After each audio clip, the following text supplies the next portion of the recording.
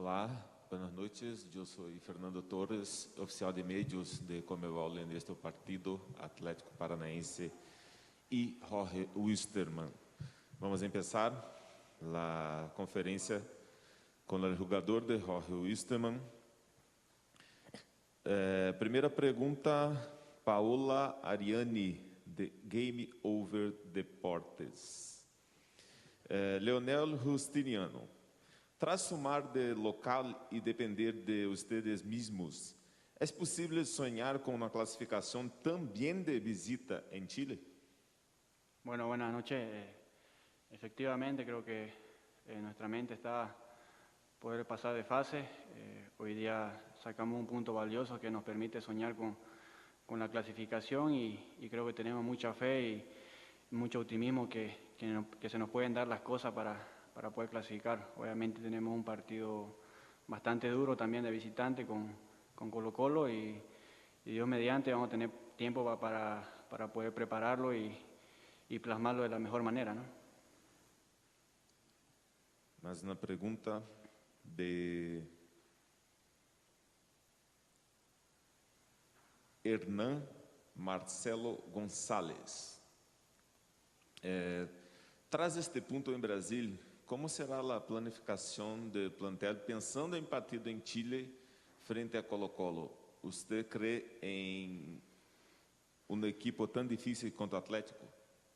Sí, creo que más que nada creemos en nosotros mismos, en lo que podemos dar y en lo que en realidad queremos, ¿no? Así que somos un equipo compacto en muchas líneas y la verdad que estamos con el deseo de poder clasificar y poder hacer bien las cosas del siguiente partido, donde no va a ser nada fácil, pero bueno, hoy día creo que hemos demostrado también que podemos ser un equipo bien ordenado en todas las partes del partido y vamos a ir a buscar, ¿no?, la clasificación a Chile. Pergunta de Gabriel Calizaya, de Deportes Central. Leonel, que opinas do partido e que se deve corrigir para o próximo partido de Wilstermann en la Libertadores? Yo creo que lo que debemos corregir un poco más es la tendencia del balón, ¿no? Creo que hoy día no es que tuvimos mucho balón, pero más nos abocamos a lo que era lo táctico en defensa y creo que tenemos que mejorar eso para no sufrir demasiado como hoy contra un gran equipo, así que creo que va a ser lo mismo en Chile, donde tenemos un rival muy duro, donde juega muy bien de local y vamos a dar todo nuestro esfuerzo para que así sea y podamos lograr la clasificación, ¿no? Leonel, en un momento del partido usted tenía una chance muy clara de gol. Con 3 puntos, ¿salirían más felices de acá o retornan a Bolivia satisfechos con 1 punto? No, yo creo que si hubieran sido 3 puntos hubiéramos estado mucho más felices,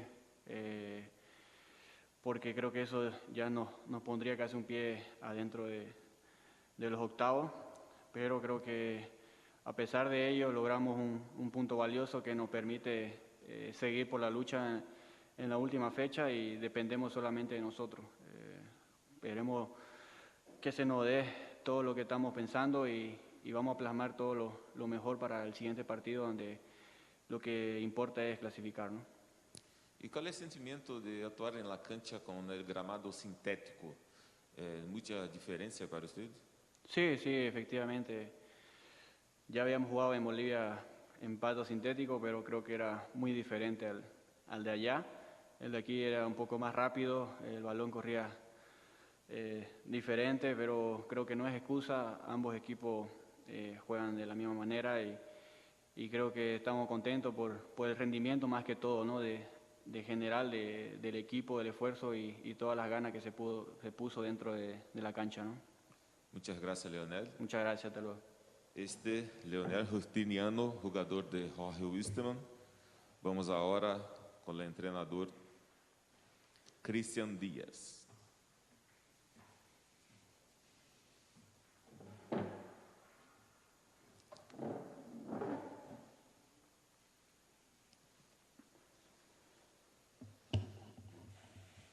visto. Boa noite, Cristian. Buenas noches. Pergunta de Marcelo Gonçalves, del Rádio Cepra. Professor, como será a planificação de tu plantel pensando em próximo partido em Chile? Bueno, en primera medida voy a felicitar a mis futbolistas, porque por segunda vez en la historia de Wisterman pudieron encontrar un resultado que no fuese derrota. La otra vez había sido en el año 2017 contra Atlético Mineiro, también un 0-0.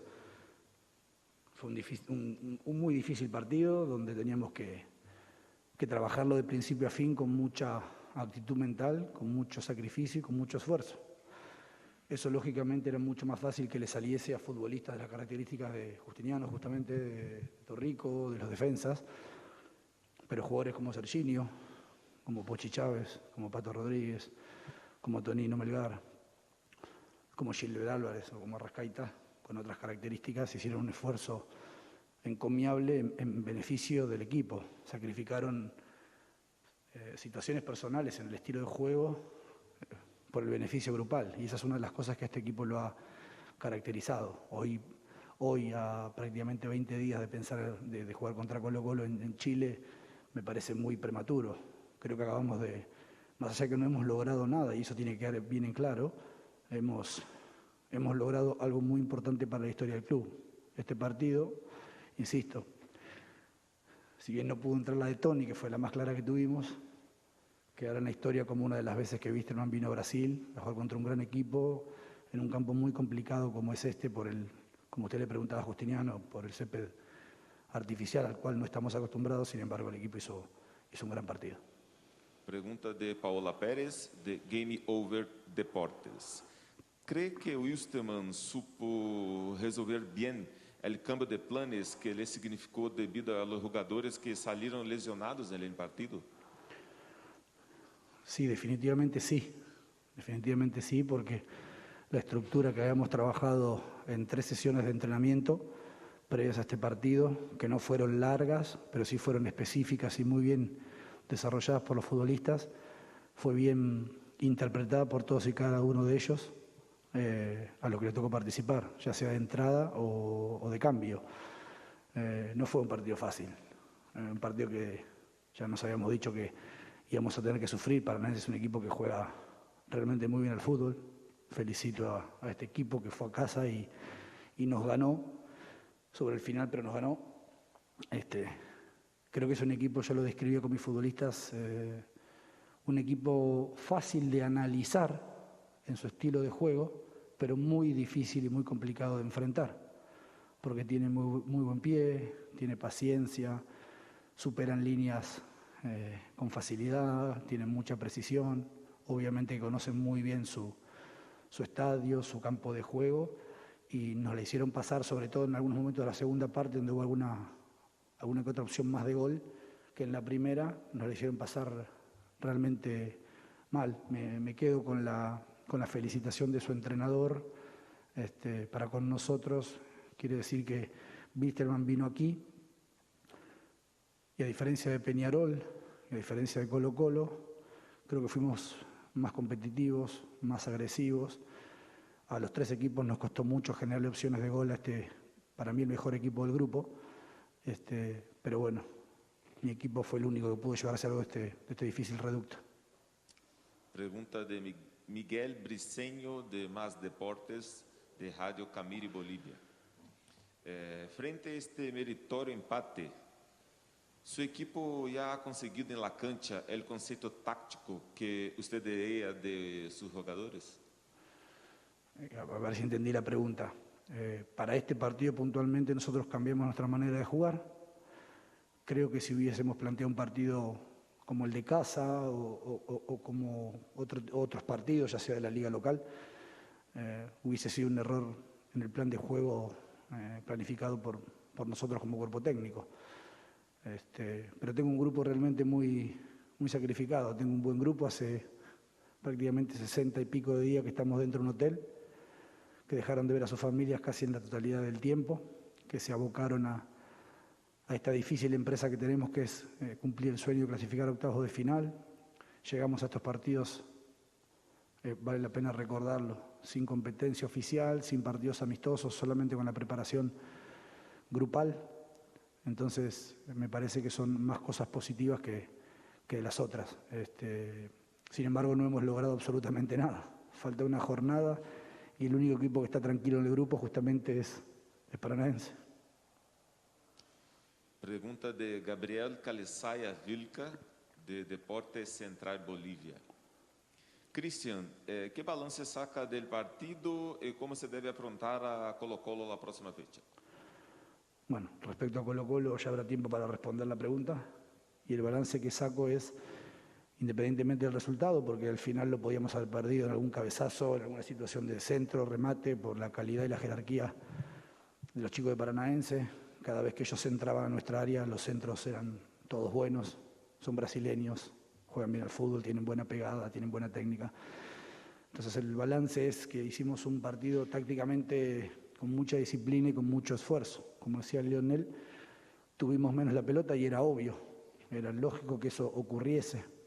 Peñarol tampoco la tuvo, Colo-Colo creo que la tuvo un poquito en el segundo tiempo, en el momento en el cual, a mi modesto modo de ver, el partido se había definido en los primeros 20 minutos y eso por ahí hizo que Paranaense bajase o cesara un poco en su ataque y Colo-Colo, ya perdido en el resultado, modificó. Entonces el balance táctico, el balance físico, el balance emocional, el balance colectivo desde la amistad dentro del campo de juego es altamente satisfactorio. La última pregunta del Marcelo González, de Radio Cepra. Cristian, ¿qué cree usted que le faltó a Wisterman para sellar esta noche con la victoria? Bueno, ofensivamente nos faltaron cosas, claramente. Pero me parece que es un partido totalmente distinto. Wisterman vino 12 veces a Brasil, perdió 10, muchas de ellas por goleada, ¿sí? Y esta es la segunda vez que logra puntuar. Me parece que hoy la gente de Cochabamba, el hincha de Wisterman, seguramente ha sufrido, ha transpirado, pero se siente muy orgullosa de su equipo. Muchas gracias, felicitaciones. Bueno, buenas noches. Gracias. Buen viaje. Este entrenador de Jorge Wisterman. Hasta pronto, volveremos con la conferencia de Atlético.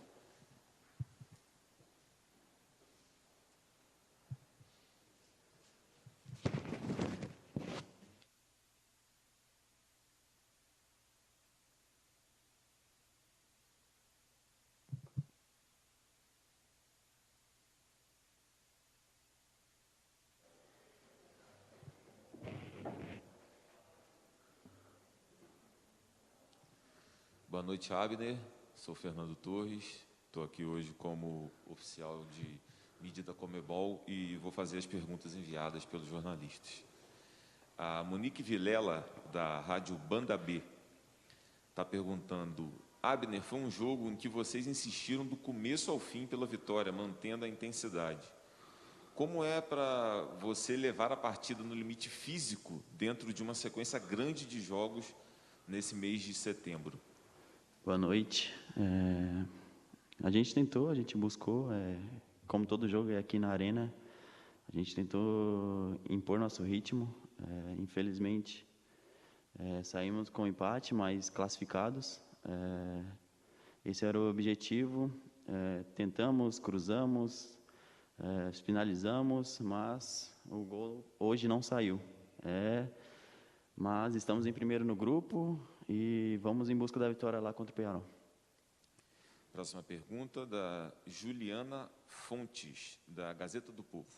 Abner, você vem se fixando cada vez mais na equipe, apesar de não ter tido tanta sequência no ano passado, neste ano tem brigado para estar na equipe titular. Você veio com uma grande responsabilidade de substituir o Renan Lodge como um grande investimento do clube. Acredita que este pode ser o ano em que você vai mostrar que pode ser o dono da lateral esquerda e desfazer toda essa pressão? Cara, como eu já disse outras vezes, eu quero jogar sim, mas eu não quero ser o dono, eu quero estar dentro do campo. Respeito todos que tem, o Márcio é um cara que eu me inspiro muito. Então, eu estou em prol do grupo, como já disse. Se tiver que estar dentro do campo, se tiver que estar fora, eu vou estar apoiando da mesma maneira. A opção do Eduardo, sempre respeitei todas as vezes e, como eu disse, estou treinando, estou trabalhando todos os dias para, quando eu tiver a oportunidade, poder dar o meu melhor.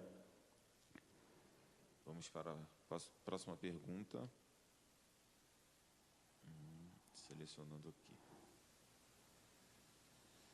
Abner, no fim do jogo, nós percebemos alguns jogadores do Atlético um pouco decepcionados com o resultado. Você acha que seria possível sair daqui hoje com uma vitória? Cara, todos os jogos que a gente entra em busca da vitória. É claro que a gente ficou um pouco sim decepcionado por não ter conseguido feito o gol, mas, como eu disse, classificado, tentamos outra vez, como todo jogo é aqui dentro da arena, colocamos nosso ritmo, mas hoje a bola não entrou. Mais uma pergunta aqui do Robson De Lazari, do SBT. Contra o Bahia, Abner, teu cruzamento foi decisivo para a vitória do Atlético. Por que você acha que hoje essa estratégia de alguns cruzamentos, com o time adversário bem recuado, não deu tão certo? Eu acho que a proposta deles de uma linha de 5 ali, então sempre tinha 2 ou 3 zagueiros já posicionados na área. Então sempre que a gente tentava cruzamento, era em disputa, não tinha alguém correndo livre, mas é o que a gente treina todo dia, né? A gente tem que tentar, tem que cruzar a bola na área, só assim que a gente vai dar assistência. A última aqui para você, do Jairo Júnior, da Rádio Transamérica de Curitiba. Fica alguma frustração por não ter garantido hoje a primeira colocação do grupo de forma antecipada? Cara, frustração, eu acho que não, mas era o nosso desejo, né? A gente tem um jogo aí pela frente para consolidar o nosso primeiro lugar no grupo. Hoje não pôde ter feito isso, né? A gente não pôde ter feito isso, mas a gente já tem um jogo aí pela frente. Claro, tem um brasileiro na frente aí, tem o Flamengo, mas a gente pode consolidar nossa classificação lá no Goiás, sim. Obrigado, Abner. Valeu, Boa noite. Boa noite.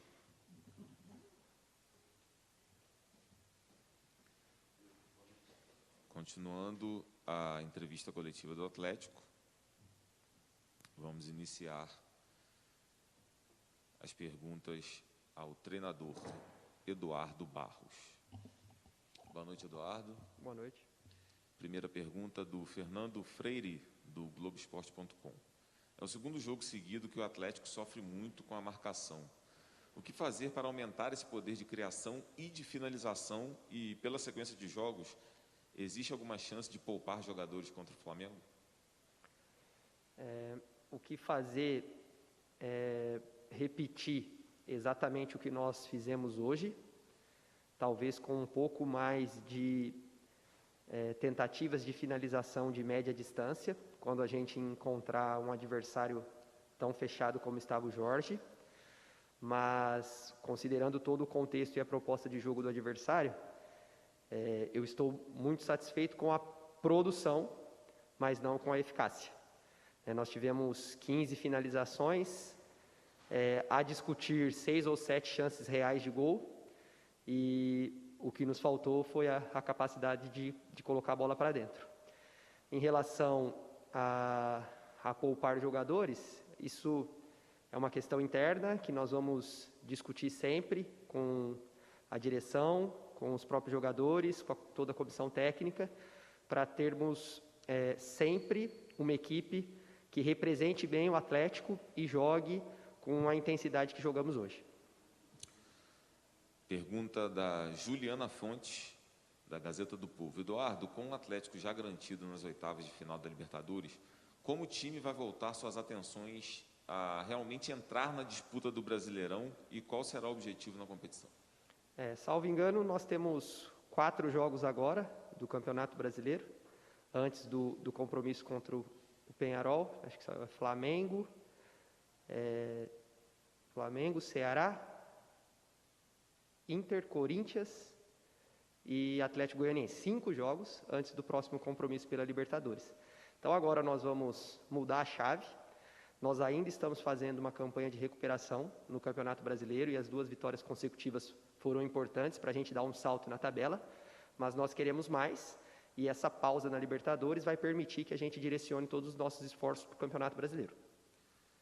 A Naja Mawad, da TV Globo, pergunta: Eduardo, o Atlético se classifica, mas não garante ainda a liderança do grupo. Qual o sentimento? Sentimento de que hoje nós poderíamos ter cravado a liderança, né? Nós entramos em campo sabendo da vitória do Peñarol, e eles tinham ido a 6 pontos, e uma vitória simples aqui nos garantiria o primeiro lugar do grupo. Pergunta do Robson de Lazari, do SBT. Chega a te preocupar, Eduardo, o fato do time não conseguir criar tantas oportunidades diante de um time tão recuado como o Wilstermann? Olha, eu vou rever o jogo, mas eu estou satisfeito com o volume de oportunidades reais que nós criamos. Então, rapidamente aqui, nós temos, que eu consigo me lembrar do jogo. Nós temos um chute do Eric, que ele desvia, a bola passa rente à trave. Nós temos um chute do Abner de direita, em diagonal com o goleiro, que o goleiro faz uma ótima defesa, a bola volta no pé do Abner e sai à linha de fundo.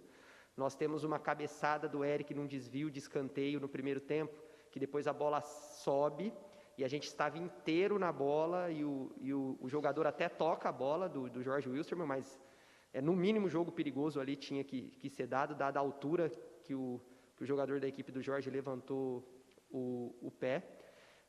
Nós tivemos uma cabeçada do Eric, que o goleiro rebota e ela sobra para o Bissoli chuta, a bola bate na cabeça do Jorge, a bola indo para dentro do gol.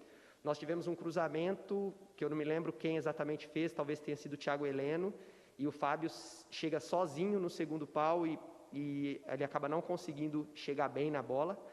Enfim, diante de um adversário que se fechou como se fechou, o Jorge Wilstermann, se nós não tivéssemos tido chance de gol, eu concordo em que eu deveria estar preocupado. Agora, pelo que produzimos, o que me preocupa foi a nossa falta de eficácia, que não se apresentou nos jogos anteriores, né? A gente vem de 4 jogos e 7 gols feitos.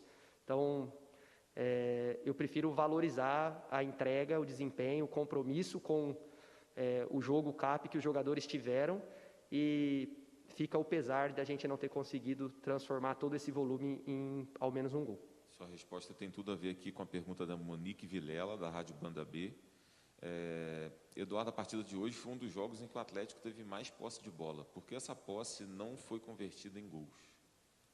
Porque nos faltou precisão nas finalizações, né? Foi mais de 70% de posse de bola, um volume muito alto de finalizações, sem oferecer chances de gol ao adversário.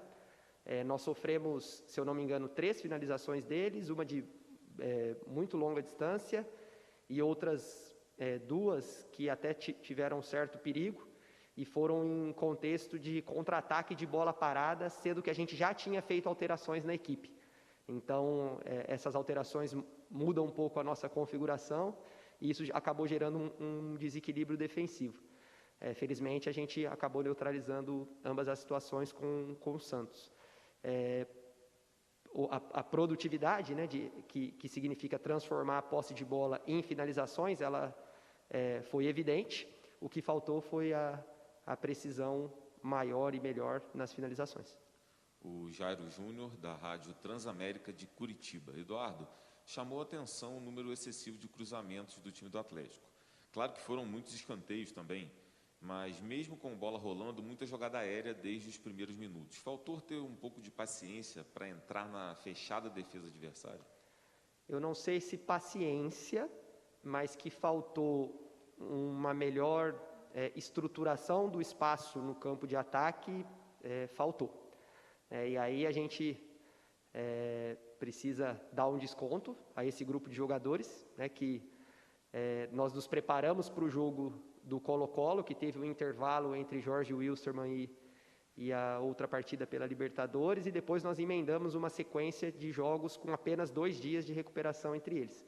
Então, nós imaginávamos que a postura do Jorge Wilstermann seria essa, com uma linha de 5, com uma outra linha de 4 à frente dessa linha de 5, oferecendo pouquíssimo espaço para o jogo entre linhas. Então, nesse contexto, o cruzamento seria indiscutivelmente uma excelente alternativa. O problema foi quando, em um determinado momento do jogo, a gente passa a escolher cruzar em circunstâncias que não era o melhor momento para cruzar. Enquanto em boa parte do primeiro tempo os cruzamentos foram sempre num momento ótimo, e aí faltou um pouco mais de presença de área, faltou talvez uma precisão um pouco maior no próprio cruzamento.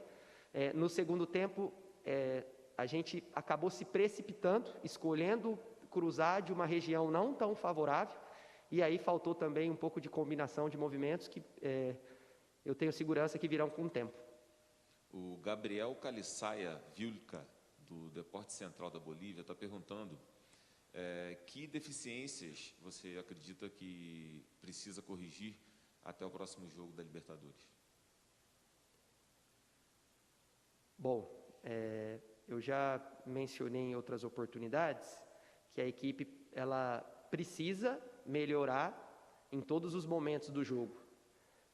Se a gente considerar somente esse jogo, fica claro que a nossa maior dificuldade foi a de concluir as oportunidades que criamos em gol. Mas a gente tem que fazer um exercício de olhar para o todo, né, de todos os jogos. A equipe, estatisticamente, vem melhorando significativamente. Se a gente faz um apanhado dos últimos 16 jogos e a gente divide esses 16 jogos em 2 pacotes de 8 jogos, os números desses últimos 8 jogos, eles são bem positivos em comparação ao anterior, e ainda assim tem margem de crescimento.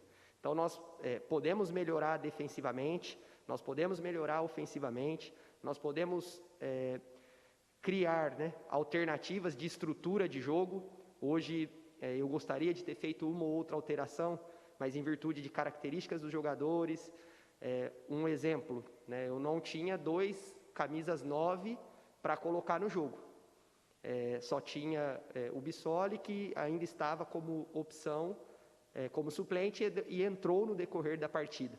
Então são nuances, né, que compõem aí o contexto da nossa equipe, que a gente está atento e com um foco muito claro de melhorar em todos os aspectos. Última pergunta do Álvaro Loureiro, da Fox Sports. O que faltou para o Atlético para que saísse da Arena da Baixada hoje com a vitória e a primeira colocação do grupo garantido? O que foi fundamental para que isso não acontecesse? Nós não fomos capazes de transformar o volume de oportunidades criadas, que foi de bom tamanho, considerando um adversário fechado como veio, em gols. Obrigado, Eduardo. Obrigado. Boa noite. Boa noite. Essa foi a entrevista coletiva do